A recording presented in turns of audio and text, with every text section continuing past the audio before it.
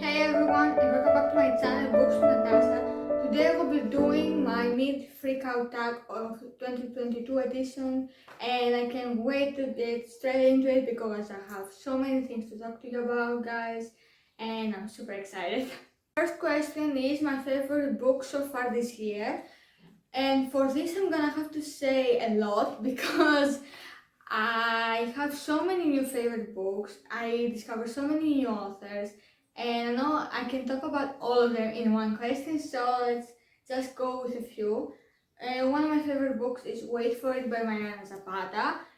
I may not know it because I have talked about it in this channel a lot, but basically this book is a slow burn romance which is grumpy sunshine but also a single parent trope and age gap and so many of my favorite tropes, and I highly recommend you guys read it.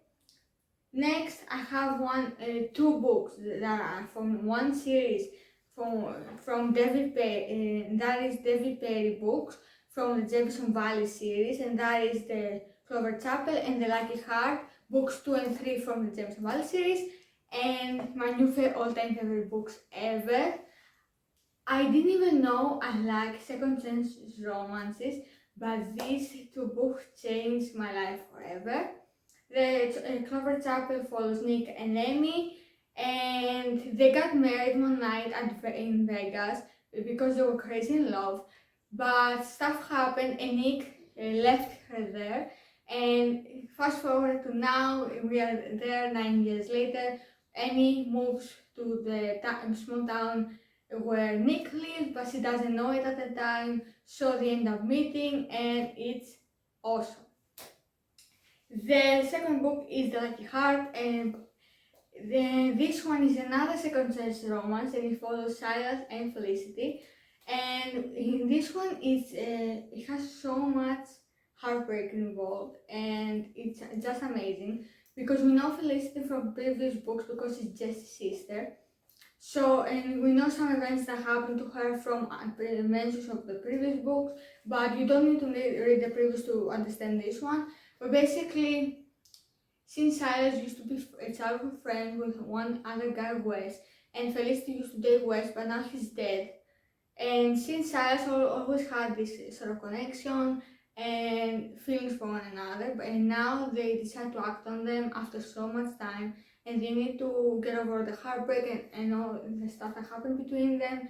Because a long time ago, when they got together, Felicity just got spooked because she was just a teenage girl, and she ran away basically, and so is Silas. So they need to get through all the stuff that happened in the past so they can move forward in the future.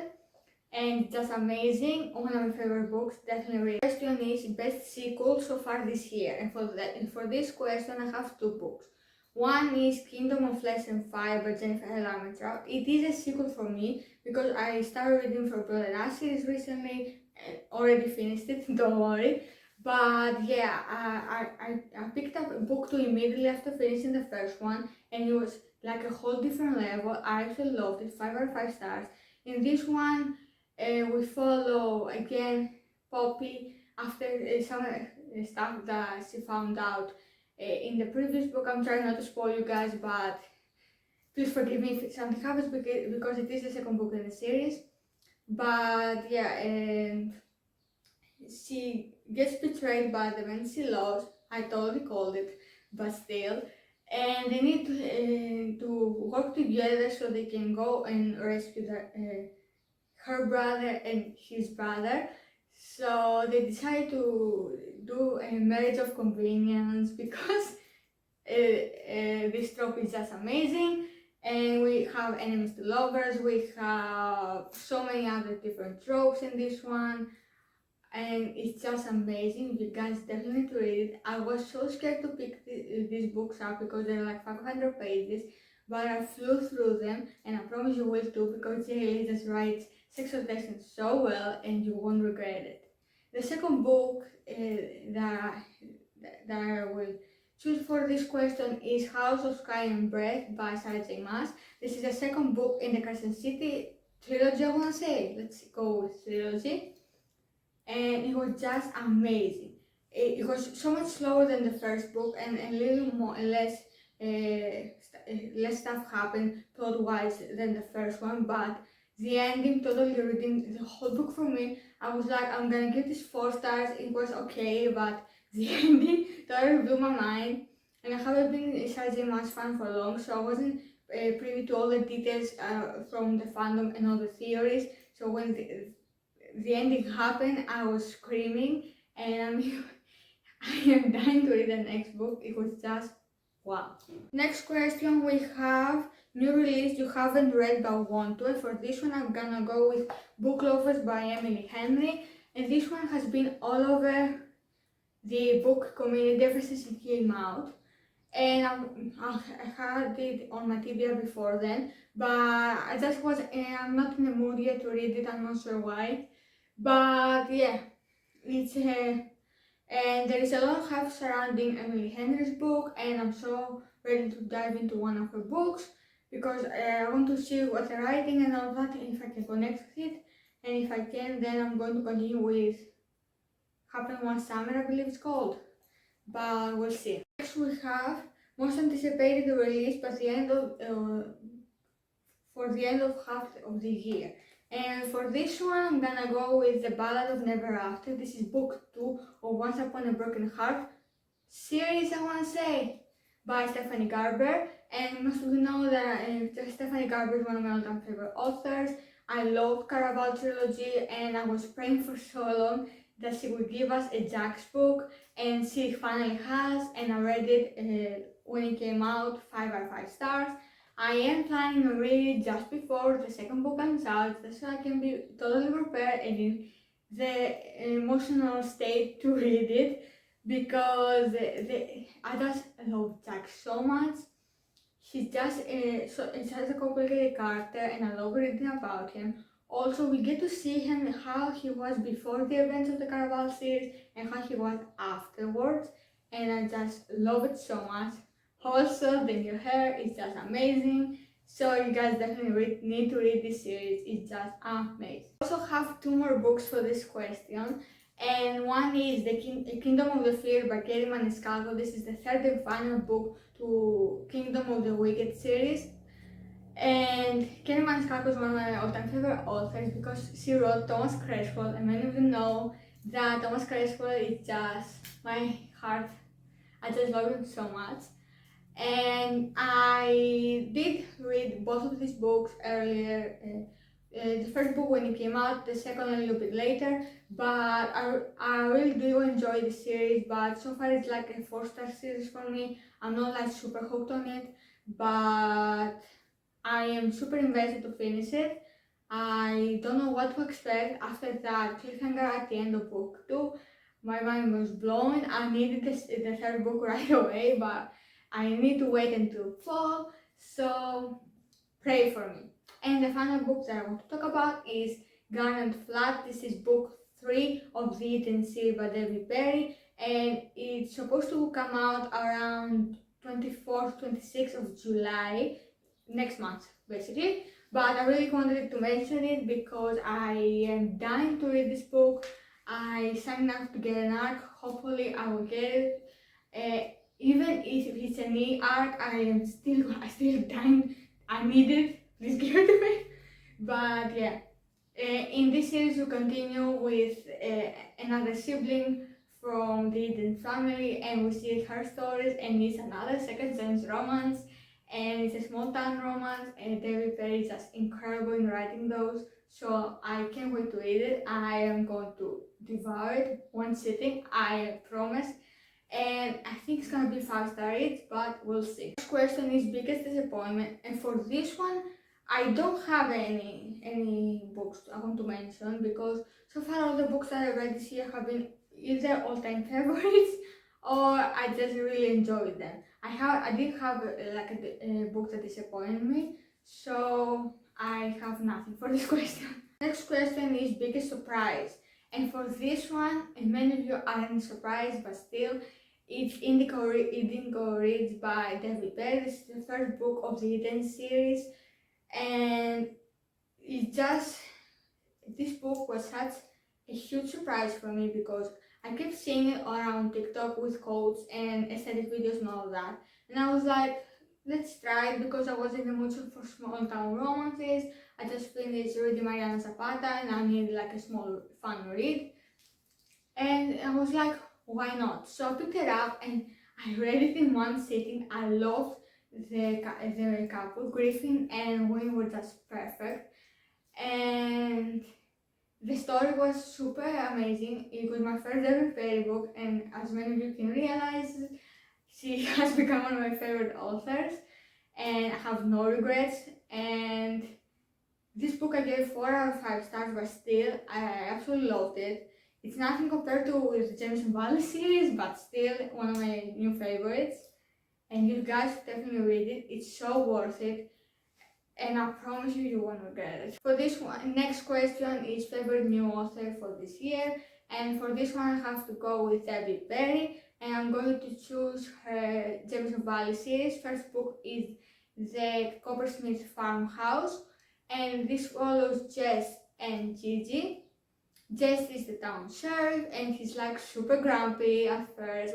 And Gigi is like Israeli sunshine where she decides to move into the small town after her sort of grandfather, but really not, left her this house to her and her 4-year-old daughter. So they were like, first start, let's do this. So they moved there, but just has this misconception that she basically was using this old man to get his apartment and his money. So he treats her like trash at first, but then he realizes that the grandfather basically loved them so much, and that's why he wanted to give them the house. So he apologizes, but he basically tells her that they are dating from now on because he's like super attracted to her, but she has her own issues because of her ex-boyfriend, and so they try to navigate all that. But that's not all, because we also have an actual plot on this book, not just about the romance. We have an actual mystery going on, and it's just the best thing ever. That's why I love David Perry books. It's not just the romance, it's also the suspense going into the book. So definitely give this series a try. I promise you will love it. Next question is newest fictional crush, and for this one I'm gonna have to go with Castile Danir. And many of you, in case you don't know, he's the main character he's the love interest basically from the From Blood and Ash series. And I know some people aren't surprised by this because if you follow me on Instagram, I just have been raving about the From Blood and Ash series ever since I read it. And I have reread some of the books 3 times already, just because I love reading about Castile and Poppy so much. My favorite book in the series is book 3, just so you know. But basically, Castile is the prince or king to be of Atlantia, and he's Poppy's husband. There will be spoilers in this one, but still, he's just like, I don't even know what to say. He's handsome, thoughtful, kind.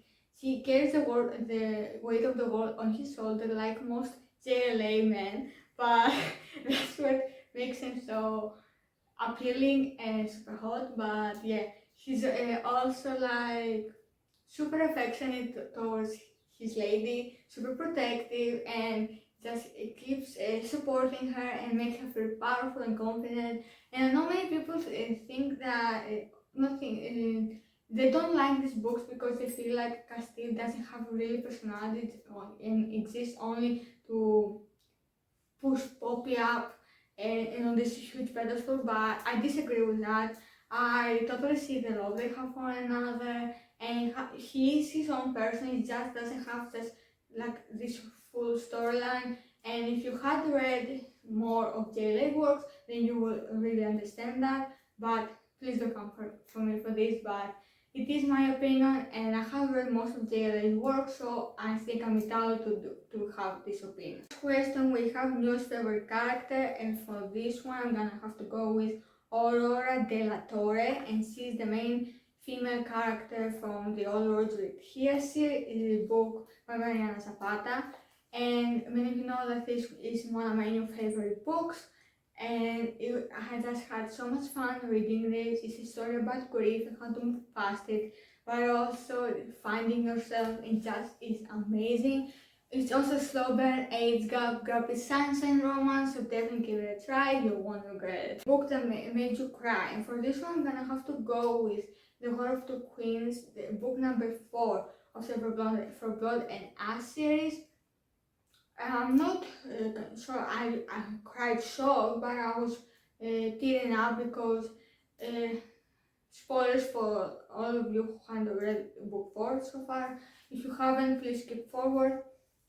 But in this one, Castiel he's been held captive again by his pet. I'm trying not to curse, but yeah, she has him in this dungeon and treats him like so terrible. But compared to the previous time, it's a little bit better, but still, it's heartbreaking to watch because they keep hurting him and starving him. But he feels like he did the right thing because he in the end protected Poppy.